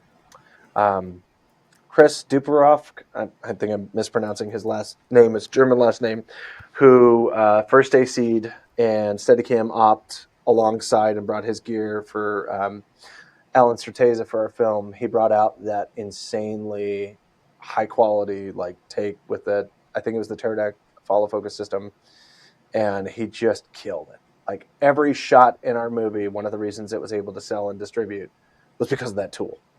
And every film that I've done since the anniversary, I think we always had a wireless follow focus system, whether it was Teradek or not.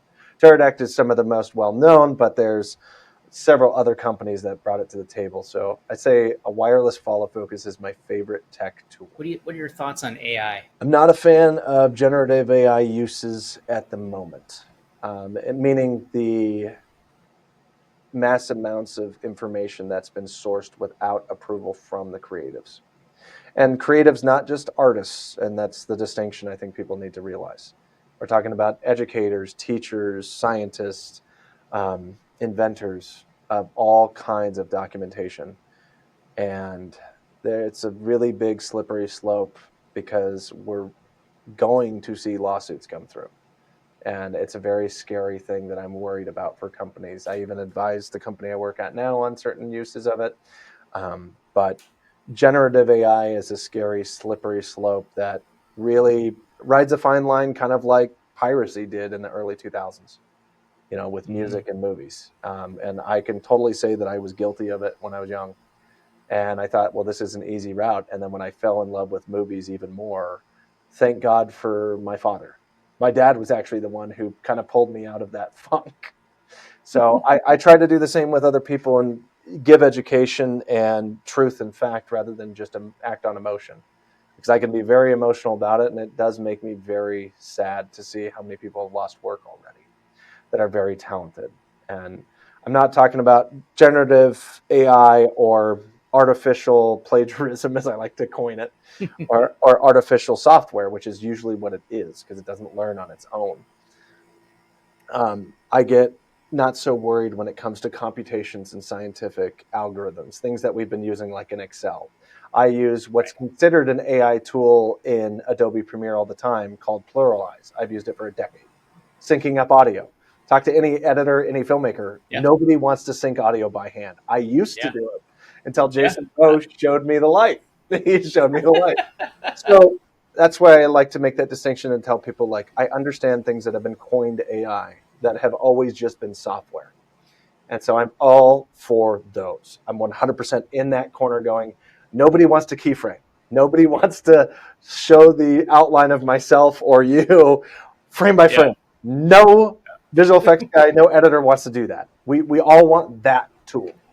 But in terms of sourcing people's material to write scripts, to make beautiful paintings, to make live action representation of other people, it's a slippery slope because 90% of the people that aren't that artistic, that aren't in that area, that don't have the time because they work harder, they work longer, they work 3 jobs. This is the thing that brings them joy. They're going to do it. Those are the people I don't blame for using it. I feel guilt for them. I feel sorrow. I feel pity because it's the joy that they feel at the moment. It's the spur of the moment. Like, hey, I made a beautiful painting. And I've seen lots of our filmmaker colleagues use it to pitch ideas. I mean, yeah, if you don't know a content creator, a graphic designer, those people that did stuff for you, it's tough to say no to it. So I understand people wanting to use it, but I'm against that part of generative AI wholly. I haven't used it. I won't use it. I've only tested things for my work when they asked me to look into things if it would save time. And I said, it's more of a waste of time for people because you spend more time trying to understand what has been created than you would have if you just created something. Yeah. And I proved this recently with somebody who wrote a script and spent 4 hours trying to pitch it and dissect it, and I wrote a script in 5 minutes. Yeah. The Bible commercial with the kid. I wrote that in 5 minutes with a colleague, and we're like, we're done. You're like, that's the idea. And he spent, a higher up boss spent like 4 hours trying to get prompts typing right. it into Yep.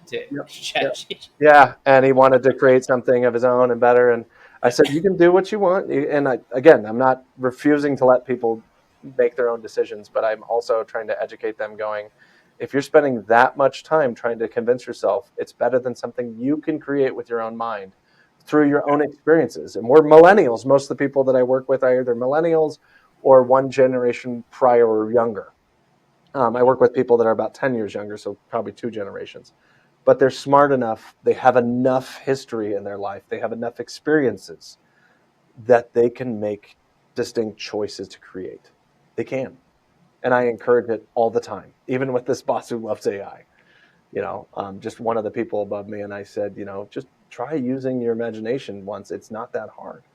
It really isn't. Don't forget about it. Yeah, and that's what I've been saying. I said, you can get addicted just like we're addicted to social media and other things. And that's why my wife, speaking of partners helping you, we delete our apps, a couple times a month, make our phone kind of disappear for a little bit. And it's kind of a nice breather because we realize the addiction is bad. That's the other thing is like you go down that slope. How much productive work do you get done? 0. Right.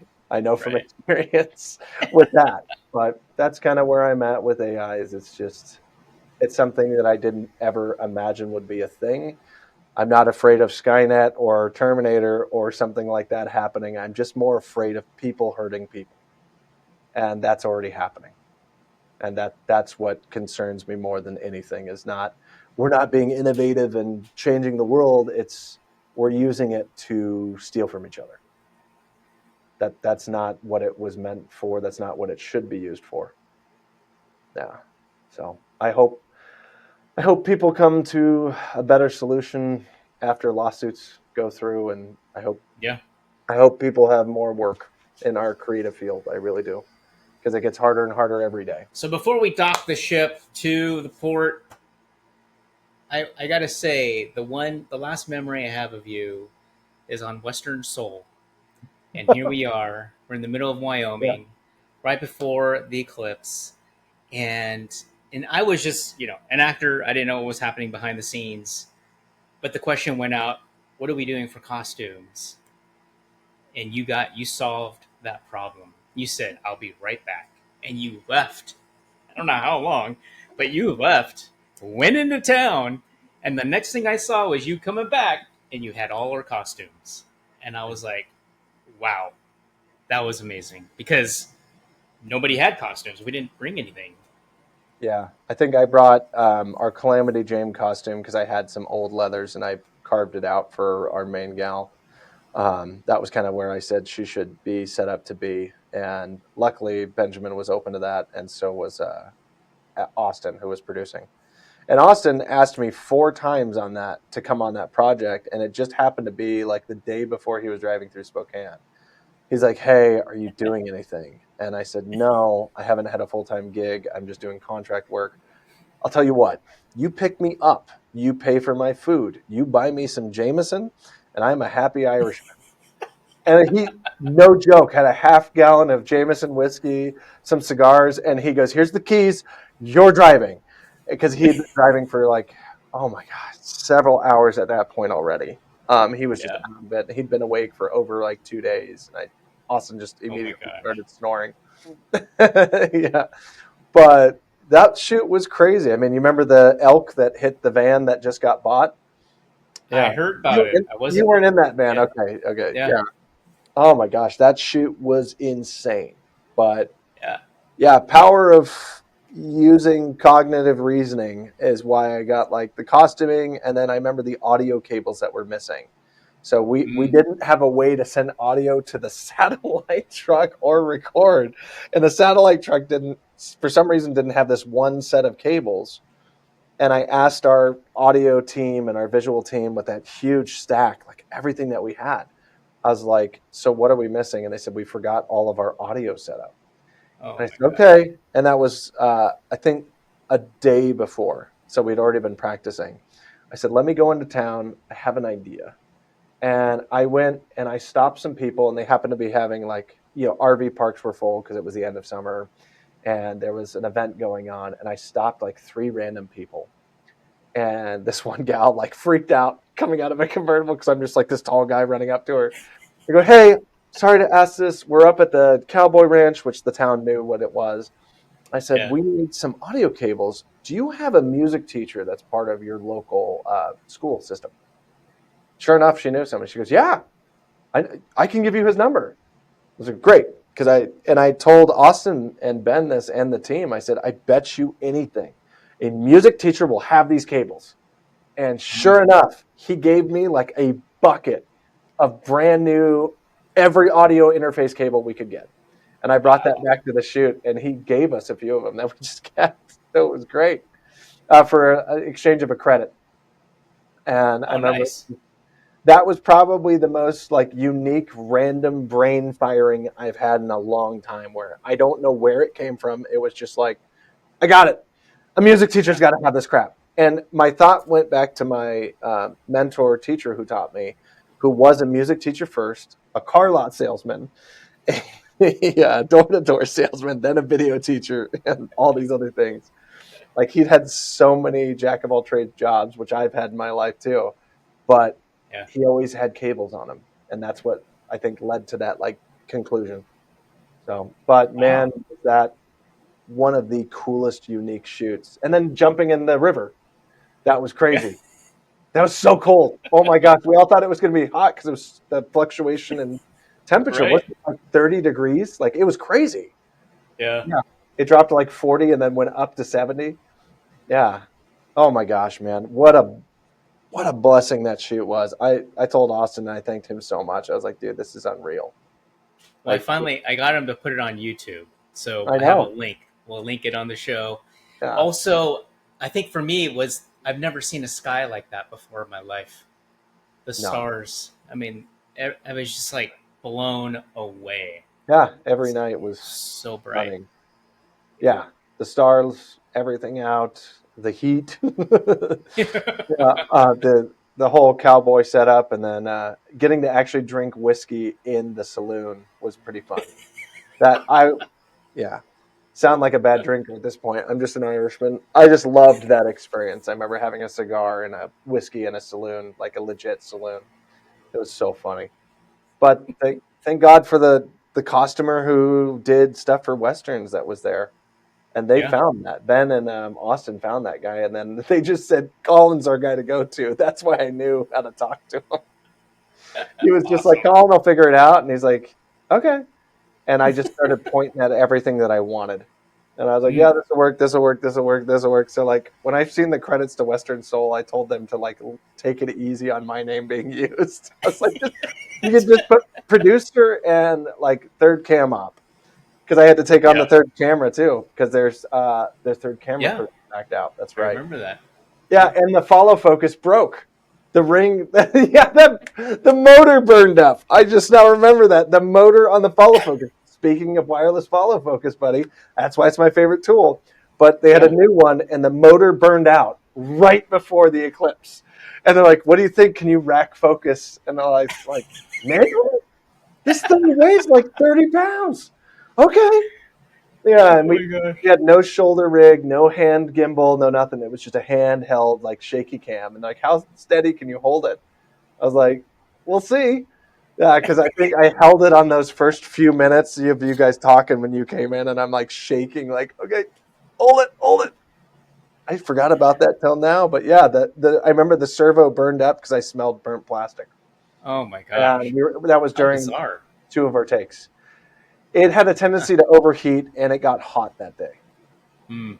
I remember that was a big issue, is that it got very hot. Yeah, Wow. right before the eclipse. Yeah, Everything cooled off. yeah. Colin, Joseph, Neil, how can people reach out to you? How do they find you?